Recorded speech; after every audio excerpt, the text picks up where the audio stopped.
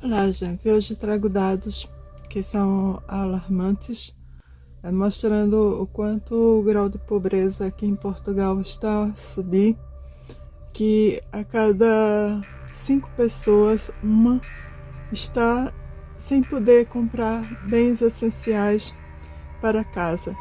Ou seja, além de realmente passarem necessidades básicas. 3 em cada 5 portugueses não têm dinheiro para as necessidades básicas. Em cada 5 portugueses não têm dinheiro para as necessidades básicas. O estudo aponta para restrições orçamentais e que são um dos principais obstáculos. O estudo Barómetro Europeu 2025 do Observador CTLM, publicado no Diário de Notícias, revelou que os portugueses não têm capacidade para suportar os custos orçamentais diários. Segundo estes dados, 3 em cada 4 portugueses assumem ter dificuldades financeiras e 3 em cada 5 não conseguem cobrir os gastos básicos. Para além disso, 18% dos participantes referem que não só não têm condições de comportar as despesas essenciais, como também não conseguem encontrar uma solução para a situação. Portugal é o país com o maior número de cidadãos com falta de dinheiro, representando 77% do total de participantes do estudo. Para apurar conclusões mais concretas, o estudo questionou os inquiridos sobre o que fariam ao receber uma quantia inesperada de dinheiro. 84% dos portugueses afirmou que optaria por poupar, enquanto apenas 16% manifestou a intenção de gastar. Assim, Portugal tem a taxa mais elevada de intenção de poupança e a mais baixa de intenção de consumo entre os países europeus. É sabido que Portugal tem uma população envelhecida, são pessoas que fazem poucos filhos, por inúmeros fatores, e dessa quantidade que já é pouco, vários quando já se formam, já vê que o valor que eles conseguem receber aqui é baixo e acaba saindo de Portugal e indo para outro lugar, para ver se recebe um dinheirinho a mais. Então é um país envelhecido, fazem poucos filhos, os poucos que se formam já pega e pica a mula. Como é um país envelhecido, tem pessoas que tá na reforma, a reforma aqui é a aposentadoria do Brasil. Tem pessoas aqui que trabalharam a vida inteira e agora no período da sua reforma tá recebendo 300 euros de reforma. E aí quando você dá uma olhada na questão de arrendamento, ou as pessoas mesmo que compraram sua casa via financiamento, onde que você consegue encontrar um financiamento, ou às vezes um arrendamento, uma pessoa com 300 euros vai conseguir pagar. Então, por isso que é comum você ver pessoas com 60, 70 anos trabalhando ainda, né? Aí às vezes você pode olhar e falar, nossa, que vitalidade, que vigor. Não, mas às vezes ele nem queria estar fazendo aquilo, às vezes ele queria estar descansando mesmo, porque já trabalhou há muitos e muitos anos, só que o valor que ele contribuiu, hoje não consegue lhe dar o retorno básico da sobrevivência, porque o valor que ele recebe de reforma não arca, então ele precisa desenrascar de alguma forma. Tem alguns que assim, quando você olha, você fala, poxa, dá dó de você ver eles trabalhando. Alguns com dificuldade de mobilidade, mas está trabalhando, porque se não trabalhar, como é que vai conseguir arcar com as necessidades básicas? Então aqui tem dados que comprovam um pouco do que eu estou falando, se vocês conseguirem estudar, mas está disponibilizado na net, tá bem? Fora que tem Prodata e outros sites que também fornecem dados econômicos, que vê que a situação não está a melhorar, a perspectiva não é de melhora, e infelizmente, realmente, como eu sempre digo, se os políticos mudassem o discurso, só resolver a imigração, mas também cuidasse dessas outras coisas, seria bem melhor. E aí eu não estou falando político A ou B, não, estou falando de todos, tá? E estou falando de quem está no poder, seja ele quem for. Porque precisamos sim de empregos, de uma diminuição do preconceito, e não só preconceito quanto à imigração, mas preconceito à idade, preconceito a quem tem deficiência, preconceito sim, porque tem. Na hora de arranjar trabalho, isso pesa, tá? Testa seu sotaque, se você não sabe outra língua, você é totalmente limitado, você é escanteado, você não consegue uma oportunidade, mesmo em trabalhos mais simples, mesmo em trabalhos que pagam mal, você realmente não consegue. E aí dizem, mas é só se capacitar, é só procurar se capacitar. Mas às vezes a pessoa não tem tempo porque precisa estar trabalhando, nem que seja de maneira informal. Precisa estar, enfim, às vezes não tem dinheiro para se capacitar, ou não tem, enfim, cabeça mais para se capacitar por causa da idade que tem. É uma série de coisas, entendeu? Não aparece oportunidade na região que ela mora, e talvez ela não tenha uma literacia financeira ou mesmo informática para poder fazer cursos online e não tem dinheiro para pagar, custear isso. Tem cursos gratuitos na FB? Tem, mas a pessoa precisa ter o mínimo um computador, uma internet boa e, enfim, uma série de coisas, entendeu? Que envolve isso. Então, assim, é para refletir, é para se preocupar e é para tentarmos juntos pensar como podemos cobrar aos governantes uma solução para isso, porque realmente está complicado. E não é tirando só a imigração que isso resolve, não. É pensando nisso, nesses problemas que isso resolve. Até porque, por exemplo, a CPLP, mesmo grande parte dela, é que ajuda a pôr comida na mesa dos avós, dos idosos. Ela que garante uma parte das reformas com o trabalho dela, com a contribuição dela. Então, assim, eu não é falando sobre política, é falando que a gente precisa juntos, unidos, quem se preocupa e quem se diz nacionalista, pensar nesses problemas e pensar em soluções para esses problemas. Vou trazer alguns indicadores para vocês saberem mais ou menos em que pé que está Portugal. Agora o que eu vou mostrar para vocês são os dados oficiais. Você não precisa acreditar no NIC. Você entra lá no Instituto Nacional de Estatística, aqui de Portugal. Vou ver se eu deixo até um link para vocês.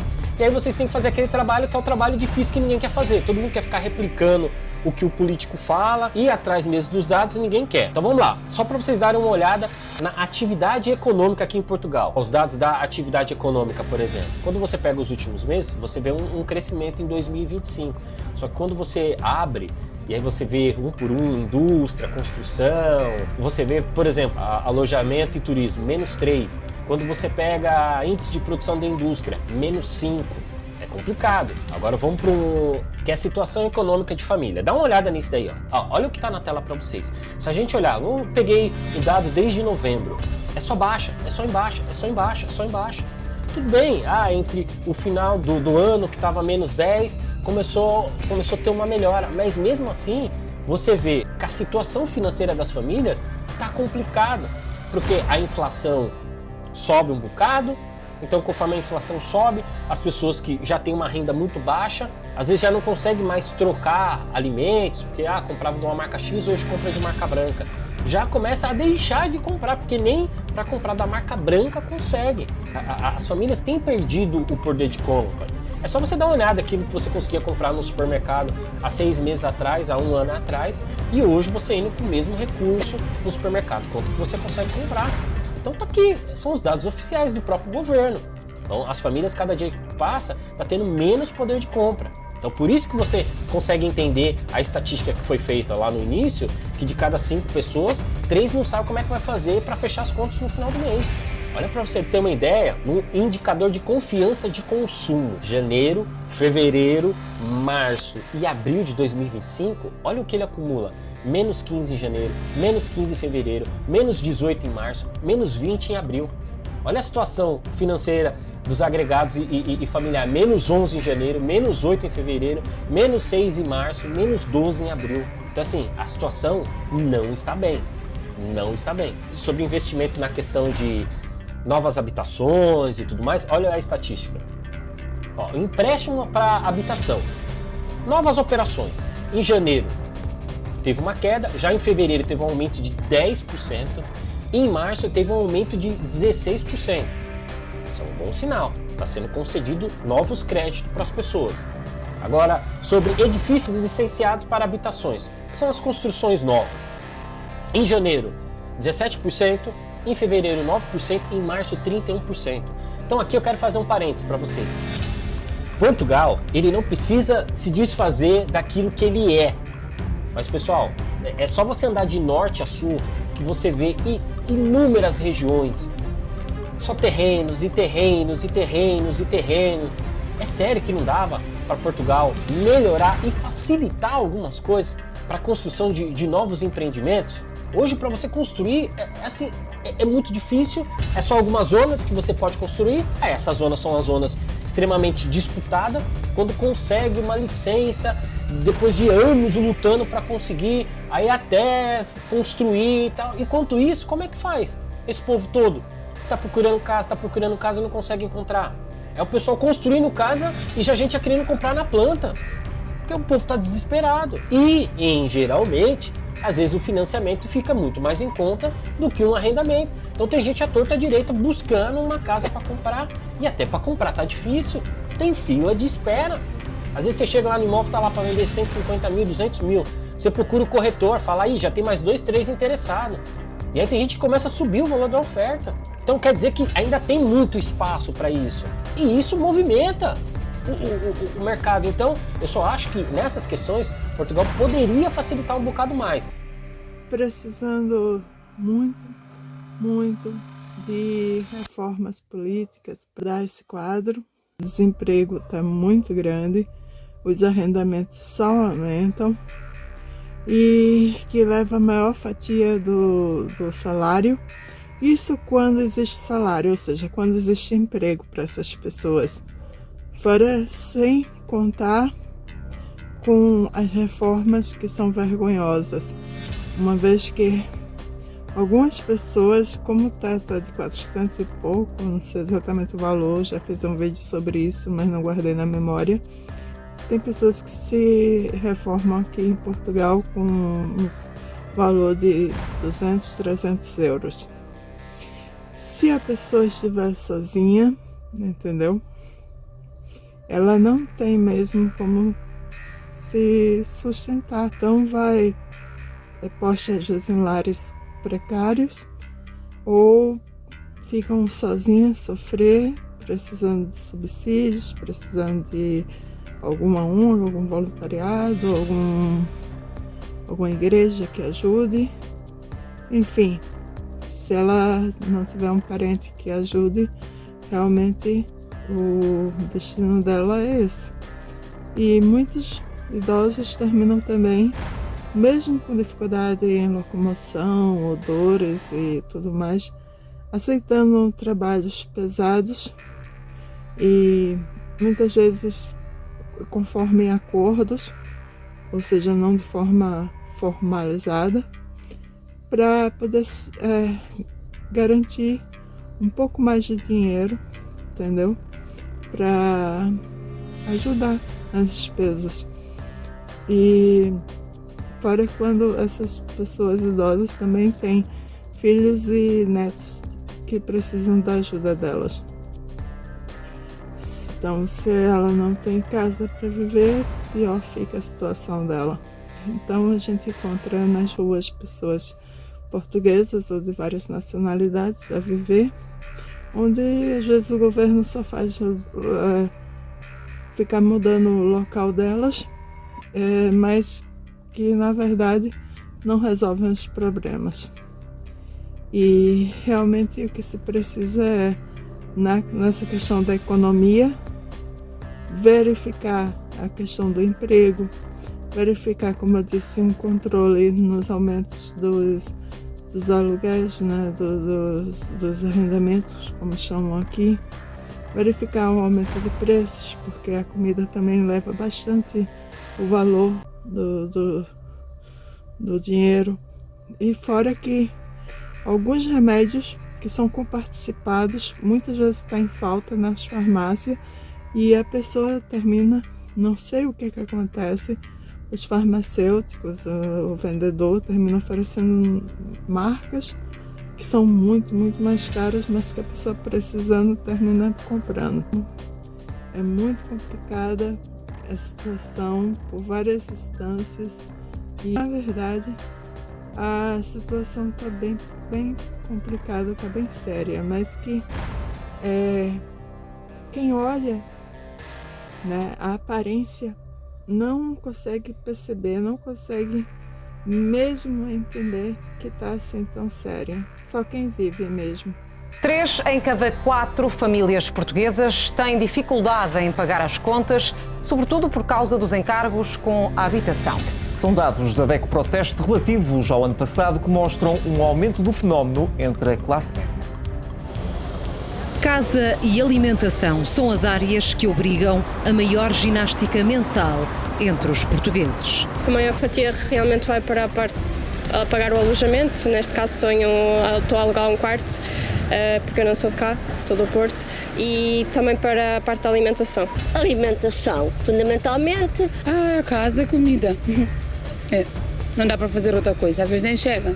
Nós percebemos que 28% têm dificuldade em pagar o crédito à habitação e 23% a renda da casa. E depois, obviamente, também a alimentação, que é uma realidade de todos. É de facto a renda ou a prestação ao banco que levam mais dinheiro por mês e que contribuíram para que, no ano passado, 3 em cada 4 famílias tenham sentido dificuldades em pagar as contas, sobretudo no seio da classe média. 75%, portanto 3 em cada 4, estão com dificuldades, 7% têm sérias dificuldades. E, portanto, se estes 7% de alguma forma não alterou muito, estes 75% cresceram bastante. E para isso contribui as dificuldades das famílias monoparentais e das famílias numerosas, mas contribui também muito aquilo que tem vindo a ser um fenómeno que temos verificado, que é a classe média, ela própria está com dificuldades em fazer face às suas despesas. O barómetro anual da DECO Proteste, destinado a medir a capacidade de as famílias pagarem as despesas diárias, conclui ainda que o Alentejo e o Centro são as regiões mais afetadas. Castelo Branco é o distrito em pior situação e Bragança a zona onde se vive com maior desafogo. Já as perspectivas dos portugueses para este ano não são otimistas, contam com mais gastos, mas numa área diferente. Antecipam que a saúde seja um dos itens que vão ter mais dificuldades. Tem muito a ver também com todas as notícias, com toda a envolvente, perceber que o Sistema Nacional de Saúde não está a responder da melhor forma e, portanto, esta consciência de que se tem que procurar alternativas e essas alternativas, obviamente, têm sempre um custo. O inquérito foi feito entre dezembro e fevereiro a cerca de 7.000 pessoas. Educação, habitação, lazer, alimentação, mobilidade e saúde foram as áreas analisadas. Tem uma fala para esses problemas. Não naturalizar esses problemas, não achar normal que o governo não paga mais que 200, 300 euros de reforma porque não tem condições. Isso não é bem por aí a história, né? Tem que arranjar solução. As pessoas precisam. Todo mundo tava falando de imigração, imigração, imigração. Ok, agora já está controlando a parte da imigração. Agora tem que fazer o país pulsar novamente. Como que vai fazer? Tem várias frentes que dá para fazer isso. Agora a gente quer ver efetividade, não só falar, porque falar até papagaio fala também. Um beijo para vocês, amo vocês, até o próximo vídeo.